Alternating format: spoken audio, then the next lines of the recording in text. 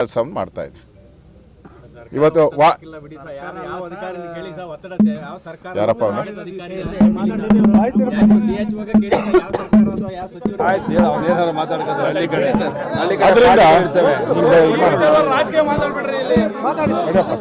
ಅಲ್ಲೇ ಹೇಳ್ತೀವಿ ಅದರಿಂದ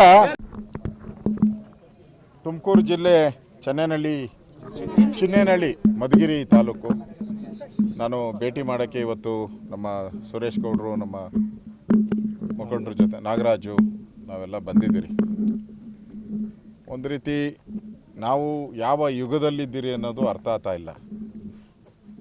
ನಮ್ಮ ರಾಜ್ಯ IT BT ಈ ಥರದ್ದು ದೊಡ್ಡ ದೊಡ್ಡ ಪದಗಳನ್ನು ನಾವು ಹೇಳ್ತೀರಿ.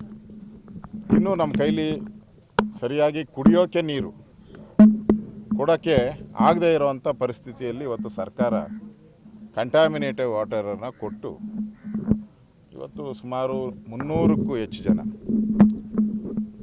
ಇಲ್ಲಿ ವಾಂತಿ ಭೇದಿ ಈ ಥರದ್ದು ಆಗ್ತಾಯಿದೆ. ಸೊ ಈಗಾಗಲೇ 6 ಜನ ಸತ್ತಿದ್ದಾರೆ. ನಾನು ಬೆಳಗ್ಗೆ ಅಧಿಕಾರಿಗಳ ಜೊತೆ ಮಾತಾಡಿದಾಗ ಇಲ್ಲ ಸರ್ ಇಬ್ಬರೇ ಸತ್ತಿರೋದು, ಉಳಿದ 4 ಜನ ಅವ್ರಿಗೆ ಲಿವರ್ ಪ್ರಾಬ್ಲಮ್ಮು, ಕಿಡ್ನಿ ಪ್ರಾಬ್ಲಮ್ಮು, ಉಸಿರಾಟದ ಪ್ರಾಬ್ಲಮ್ ಸತ್ತಿದ್ದಾರೆ ಅಂದರು. ನನಗೆ ಯಾಕೋ ಡೌಟ್ ಬಂತು. ನಾನು ಜನನ ಕೇಳಿದೆ, ಇಲ್ಲ ಆ ಥರ ಇಲ್ಲ ಸರ್, ಎಲ್ಲರೂ ಸತ್ತಿರೋದು ವಾಂತಿ ಭೇದಿ. ನಾನು ಈಗ ಸ್ಥಳಕ್ಕೆ ಬಂದೆ. ನಾನು ಬಂದು ಪ್ರತಿ ಮನೆಯೂ ಭೇಟಿ ಮಾಡಿದ್ದೀನಿ. ಪ್ರತಿ ಮನೆಯೂ ಅವ್ರ ಹತ್ರ ಬಲಾತ್ಕಾರವಾಗಿ ಸೈನ್ ಹಾಕ್ಸ್ಕೊಂಡು ಹೋಗಿರೋದು. ಪ್ರತಿಯೊಬ್ಬ ಮನೆಯವ್ರು ಹೇಳ್ತಾರೆ ನಮಗೆ ಅದೇನು ಹೇಳಲೇ ಇಲ್ಲ, ನಮ್ಗೆ ಓದೋಕ್ಕೆ ಬರೋಕ್ಕೆ, ನಾವು SC ಜನಾಂಗ, ನಾವು ST ಜನಾಂಗ, ನಮ್ಗೆ ಓದೋಕ್ಕೆ ಬರೋಲ್ಲ, ಸತ್ತೋಗಿದ್ದಾರೆ ಸೈನ್ ಹಾಕಿ ಅಂದರೆ ಹಾಕಿದ್ದೀರಿ ಅಷ್ಟೇ, ಆದರೆ ನಾವು ಸತ್ತಿರೋದು ವಾಂತಿ ಭೇದಿ ಬಂದು ಸತ್ತಿದ್ದಾರೆ ಅಂತ ಹೇಳ್ತಾ ಇದ್ದಾರೆ. ಇನ್ನೊಬ್ಬರಿಗೆ ಇನ್ನೊಂದು ಮನೆಗೆ ಹೋಗಿದ್ದೆ, ಅವ್ರಿಗೆ ಹೇಳ್ತಾ ಇದ್ದಾರೆ ಕುಡಿದು ಸತ್ತಿದ್ದಾರೆ ಅಂತೇಳಿ. ಕ್ರಾನಿಕ್ ಆಲ್ಕೋಹಾಲಿಕ್ ಅಂತೆ ರಿಪೋರ್ಟಲ್ಲಿ, ನಮ್ಮ DHO ರಿಪೋರ್ಟಲ್ಲಿ ಕ್ರಾನಿಕ್ ಆಲ್ಕೋಹಾಲಿಕ್ ಅಂದರೆ ಬೆಳಗ್ಗೆಯಿಂದ ರಾತ್ರಿವರೆಗೂ ಕುಡಿಯೋವಂಥದ್ದು ಕ್ರಾನಿಕ್ ಅಂತ. ನಾನು ಊರವ್ರನ್ನೆಲ್ಲ ಕೇಳಿದೆ, ಊರವರೆಲ್ಲ ಹೇಳ್ತಾರೆ ಅವ್ರು ಬೀಡಿ ಸಿಗರೇಟ್ ಸೇದಿದ್ದು ನಾವು ನೋಡಿಲ್ಲ ಸರ್ ಅಂತಾರೆ. ಇನ್ನು ಕುಡಿಯೋ ಪ್ರಶ್ನೆನೇ ಇಲ್ಲ ಅಂತ ಹೇಳ್ತಾರೆ. ಇದೆಲ್ಲ ಅಧಿಕಾರಿಗಳ ಮುಂದೆನೇ ಚರ್ಚೆ ಆಗಿದ್ದು. ಅಂದರೆ ರಾಜ್ಯದ ಜನತೆಗೆ ಇಲ್ಲಿ ಸತ್ತಿರೋದು 6 ಜನ ಅಲ್ಲ 2 ಅಂಥೇಳಿ ಸಮಜಾಯಿಸಿ ಮಾಡ್ಕೊಳಕ್ಕೋಸ್ಕರ ಅಧಿಕಾರಿಗಳ ಮೇಲೆ ಒತ್ತಡ ಹಾಕಿ ಸರ್ಕಾರ ಸಾವನ್ನು ಮುಚ್ಚಿಡುವಂಥ ಕೆಲಸವನ್ನು ಮಾಡ್ತಾಯಿದೆ.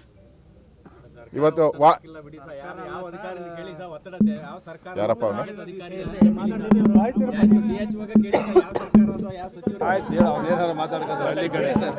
ಅದರಿಂದ ಅಲ್ಲೇ ಹೇಳ್ತೀವಿ ಅದರಿಂದ ನೋಡಿ, ಇದು ನಾವು ವಿರೋಧ ಪಕ್ಷದ ನಾಯಕರಾಗಿ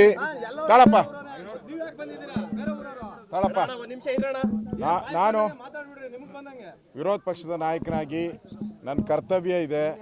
ಜನ ಏನು ಹೇಳಿದ್ದಾರೆ ಅದನ್ನು ಹೇಳಿದ್ದೀನಿ.